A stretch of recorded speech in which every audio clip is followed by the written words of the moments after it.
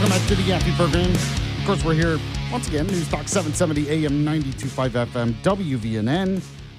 You can also listen online, WVNN.com, your iHeartRadio app, your TuneIn Radio app, any of your smart devices, or the WVNN app.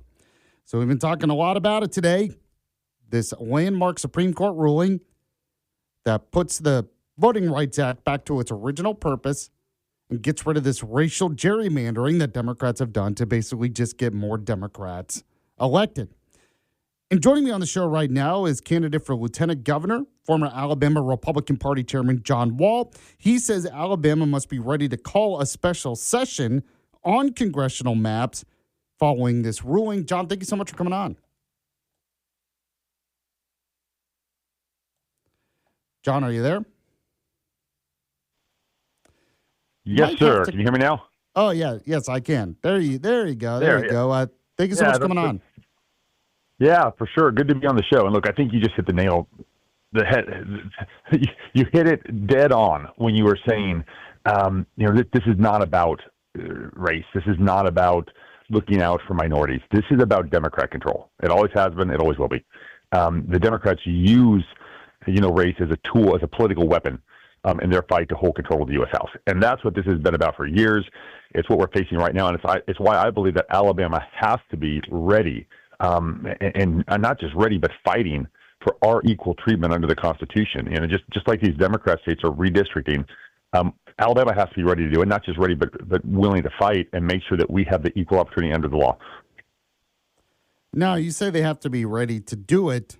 Will we, though? Governor Kay Ivey came out and said we're not in a position right now to do it, and that has to do with some other court cases that are in the works, but I think that could change pretty quickly. But what do you think?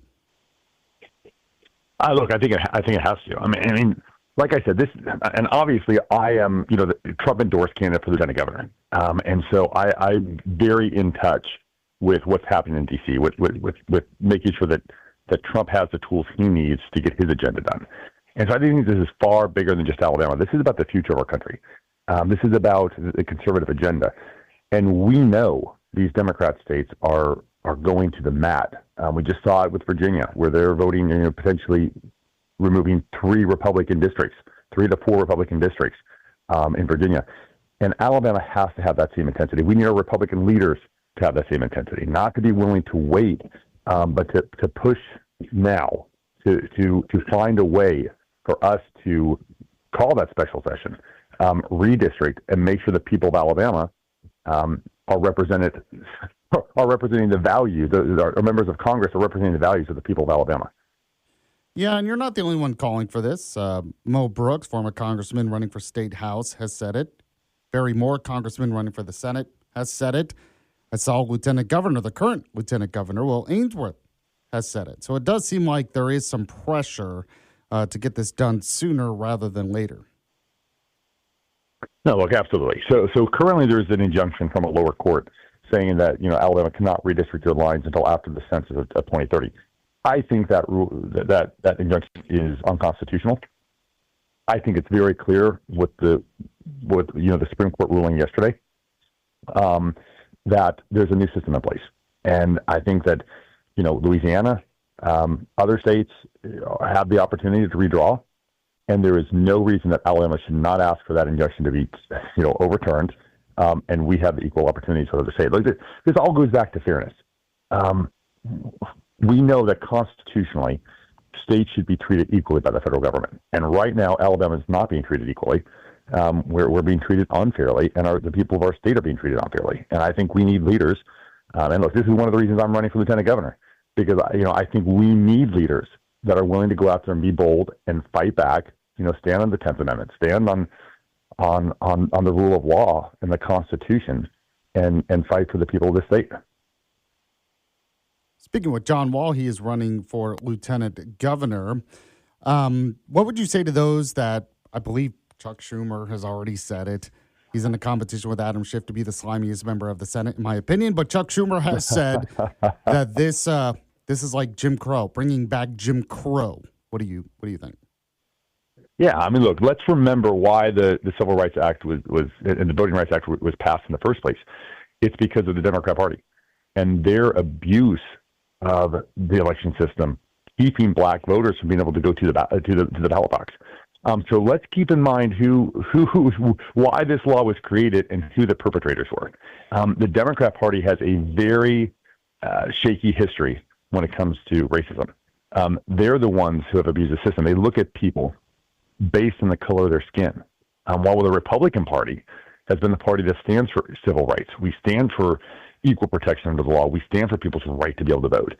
And so I think the point here is the Republican Party has been the consistent party. We Republicans for years have said we want to stop looking at people based on the color of their skin, while Democrats continue to try to divide us. And that's what this battle is about. This is about Democrats, wanting to continue to use minorities, to use division as a political tool to continue to hold on to power and to get more power for themselves. And I think that's an abuse of the system. It also ignores the fact that there are thousands of Republican black voters in this state and across the country that the Democrat Party ignore. They want they want voters, they want the press, want everyone to ignore the fact that there are Republican minorities and they don't have a voice right now. I think they need to have a voice. They deserve a voice. And it's time that we break this stereotype and we say, push back on these guys and say, no, you're the one who are continuing racism by wanting to draw lines based on the color of people's skin. We want people to be looked at as individuals made in the image of God and don't care what the color of their skin is. Speaking with John Wahl, he's a candidate for lieutenant governor. We have a lot of other things to discuss as well. I know you talked about this recently, but you're pretty worried about a lot of the gambling interests. You have money in these super PACs that are being poured into elections in this state, and they're from outside sources. Oh, look, absolutely. And this is common sense. It doesn't matter whether it's gambling, whether it's another issue. We have transparency laws for a reason. We put this in place so voters can know who is trying to influence our elections and what they're trying to do. And, when you have millions of dollars pouring in from out-of-state special interest, out-of-state gaming interest, trying to affect the outcome of our elections, they should be held to the same accountability and the same reporting requirements that the rest of the PACs and special interest groups that are within Alabama are being held to. And state law requires it. I think this is an easy issue. No change is needed in law or anything. We just need to use the laws in place, hold people accountable, and actually require that transparency that the voters of Alabama deserve.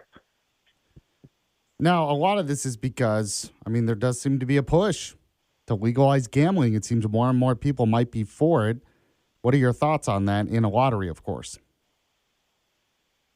Well, look, this is a nuanced issue, right? Because there's so many different choices when you're talking about increased gaming. There's a lottery. There's increased casinos. There's who do you reward, right? There's so many different interests because so much money is at stake. You've got in-state, you've got out-of-state, you have current gambling operations versus new, and so I think this debate so often gets lost in the fact that people look at who benefits. And what I want to get back to is looking at how do we benefit the people of Alabama? Because at the end of the day, they're the ones this should be about. Government should be serving them. This is not about making money for corporations or business entities. This is about serving the people of our state. And I think when you look at it through that context, gaming takes a very different look. And you ask the questions, all right, does bringing in a lot of out-of-state casino interest, does that benefit the people of Alabama? And I think the answer is no. Speaking with Lieutenant Governor candidate John Wahl, moving past that issue, one thing that the current Lieutenant Governor was really big on, I'm curious your thoughts on this, widen I-65. There's talk about building a train or something, and I'm thinking instead of putting money towards a train somewhere, why don't we just widen I-65? Seems to be a lot of pushback on that, but what do you think about that issue? Is that a mantle maybe you'll take up if you become the next lieutenant governor? 100%. Look, anyone who has spent a lot of time on Interstate 65, traveling north and south in this state, knows that it needs to be widened. I have spent more time sitting in traffic on Interstate 65 than at home over the last few weeks. I believe and it. I think that, yeah. And look, and it's not just Interstate 65. You've got I-65 in the Huntsville area. You've got the infrastructure around Huntsville, other parts of the state. It's time that we really did take care of our infrastructure. And I think this is something that gets overlooked a lot in government. You know, government has a responsibility to provide infrastructure for the people, but also if we're talking about job creation, infrastructure helps build a better economy. And so I think this is one of the areas of government that really does need to be solved. We've seen some poor leadership coming out of ALDOT, a lack of vision, especially when it comes to areas like Huntsville, or Athens, my hometown of Athens, right? I'm a North Alabama guy. I see this every day with the explosive growth we're having. We're not having the infrastructure we need to keep up with it. And that puts our businesses at a disadvantage. It causes trouble for our citizens. And I think we've got to get government back to the basics. And one of those basics is infrastructure, the road system, and making sure that we are adequately supplying the infrastructure needs of our communities. And we can 100% do better in Alabama. Well, you say we can do better, but where does the issue is money, right? I mean, where do we get the money? Look, I think it's more than just money.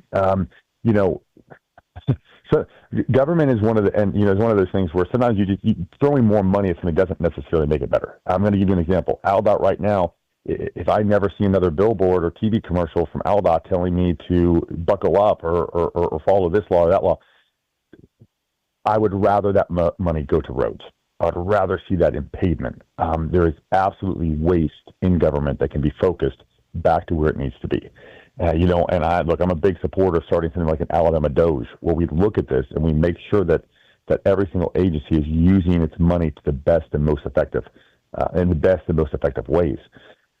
So there's another area is, some money is siphoned off of infrastructure. It's taken away from the road funds and used in other areas. I think 100% of gas taxes should be used on roads. That's why citizens are paying gas taxes. That's what they expect, and that's what they deserve. So there's ways to do it right now with the current system of making sure that we keep all money going from gas taxes and infrastructure charges or fees that go towards infrastructure. And then we clean up a little bit of waste in government and throw that money towards our infrastructure as well. John Wahl, he is a candidate for lieutenant governor, former Alabama Republican Party chairman, and the current head of the Alabama Library Public Service Board. Really appreciate you coming on, John. As always, we'll talk to you again in the future. No, it's good to be on the show. All right, there you go. If you want to react, I'm always asking for a reaction here. You can. We have our Yaffee text line.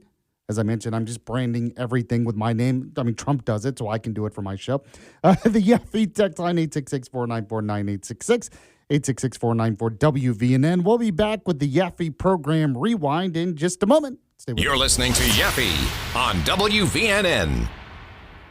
Hi, I'm Joe Saul-Sehy, host of the Stacking Benjamins podcast. Most economists agree small amount of inflation is actually good. 2% is what you're going for. So why is everybody freaking out? Oh, because it's the fallout. People don't track their budget. You have this slow slipping that happens every month till all of a sudden you go, man, I don't have any money. The reason is now two people go to a restaurant. The bill is $60 for two. Two guys walk into a restaurant. They start screaming. Isn't that hilarious? $60. Ah! Stacking Benjamins. Follow and listen on your favorite platform.